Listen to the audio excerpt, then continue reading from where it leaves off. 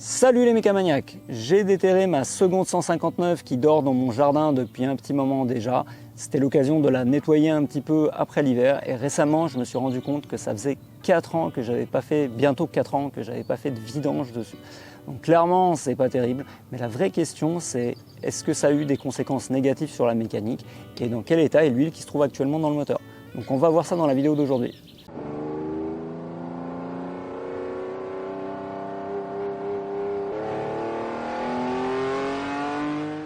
Nouvelle vidéo d'analyse d'huile et une fois de plus on va tester la Motul 5W40 X-Clean et ça tombe bien parce qu'on va pouvoir comparer les résultats avec les analyses précédentes. La vidéo d'aujourd'hui est sponsorisée par SGS. Ils m'ont gracieusement offert l'analyse d'huile que vous allez voir aujourd'hui et je les remercie pour cela. Si toi aussi tu veux tester l'huile de ton moteur, en description de la vidéo tu trouveras un lien afin de commander un kit d'analyse. Les prix sont vraiment très abordables, ça te permettra de connaître l'état de santé de ton moteur et de savoir si l'huile que tu utilises et l'intervalle de vidange que tu appliques sont adaptés à ton usage ou non. Donc quelques chiffres pour l'analyse. L'huile a 44 mois. Elle a parcouru seulement 815 km et le véhicule, le moteur, a 161 000 km. Et je pense que c'est le kilométrage réel. Le contexte, pour ceux qui ne suivent pas la chaîne ou qui auraient tout simplement oublié depuis le temps, suite à l'achat de ce véhicule, j'avais fait tous les entretiens de base, y compris la vidange. Il y avait quelques soucis, donc un souci de FAP, c'était lié à une sonde, j'avais résolu ça, j'ai fait une vidéo sur le sujet.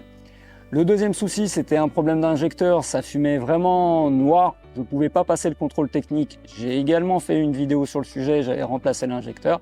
Et le troisième souci, c'était les swirls. Donc j'avais résolu ça de manière temporaire, j'avais également fait une vidéo, et c'est toujours dans le même état. Suite à cela, j'ai pu rouler un peu, jusqu'au moment où j'ai cassé un goujon du collecteur.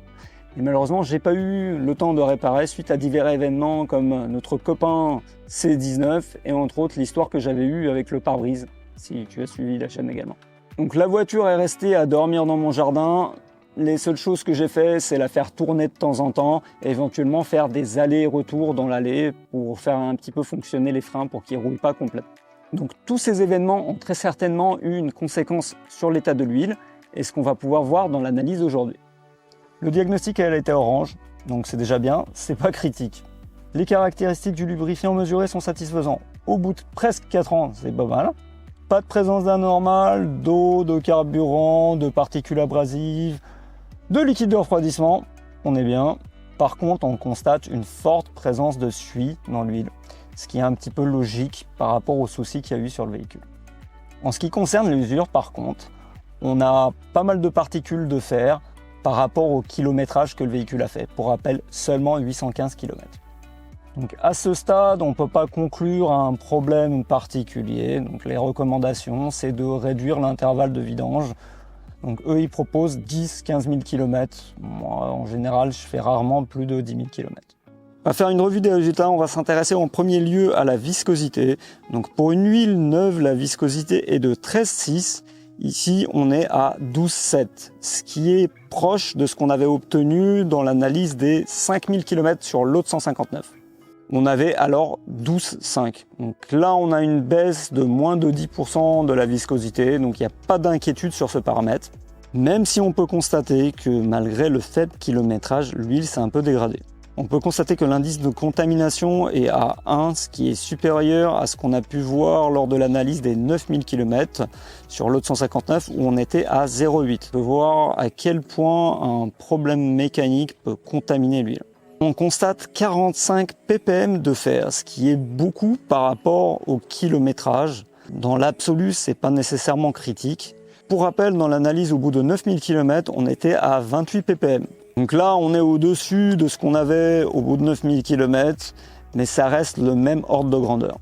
L'usure qu'on constate ici est très certainement due au démarrage répété à froid que j'ai pu effectuer pour la faire tourner de temps en temps, particulièrement en hiver. Et c'est dans ces moments-là qu'on a forcément la plus grande usure du moteur. Quand tu démarres un moteur à froid, particulièrement quand il fait très froid, avec la forte viscosité, l'huile va mettre un certain temps à arriver dans le haut du moteur. Et c'est à ce moment-là qu'on va voir le plus d'usure pour la partie haute du moteur. Le fer qu'on retrouve dans l'huile dans cette analyse est sûrement dû justement à cette usure due au moteur. D'où l'importance d'utiliser une huile qui a une faible viscosité à froid afin qu'elle arrive le plus rapidement dans le haut moteur et qu'il s'use le moins possible. Au niveau du T-Ben, on est à 7,5, ce qui est bien. Une huile neuve, on est à 8. Et au bout de 5000 km, on était à 7,6.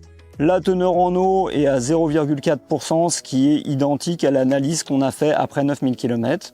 Le point éclair est supérieur à 180 degrés, donc a priori, il n'y a pas de contamination par le carburant. Donc déjà pour conclure, je pense que la conclusion est simple, n'attends pas 4 ans pour faire une vidange, ça serait un peu bête. Comme on a pu voir, même sur un véhicule qui a très peu roulé, le temps a quand même dégradé l'huile. Si on se fie à l'analyse qu'on a vue aujourd'hui, une huile qui a pas mal d'années mais qui a peu roulé, au final, c'est pas une catastrophe. Donc je pense que c'est une information intéressante pour les personnes qui ont plusieurs véhicules, voire une collection, et qui n'ont pas forcément le temps, ni l'argent peut-être, de faire une vidange chaque année. Par contre, pour un véhicule avec lequel tu roules pas souvent, mais que tu fais tourner de temps en temps pour garder la mécanique dans un état correct, il est probablement intéressant de passer sur une huile qui a une plus faible viscosité à froid. Par exemple, ici, je suis sur une 5W40, je pense que passer à une 0W40, ça serait une bonne chose. J'attends tous vos avis et commentaires sur cette analyse. Si tu veux contribuer au développement de la chaîne, tu peux utiliser le bouton merci en dessous de la vidéo. Tu peux me suivre sur Facebook, Instagram et bien entendu YouTube. Laisse un pouce. Clique ici pour t'abonner à la chaîne et ne pas rater les prochaines vidéos.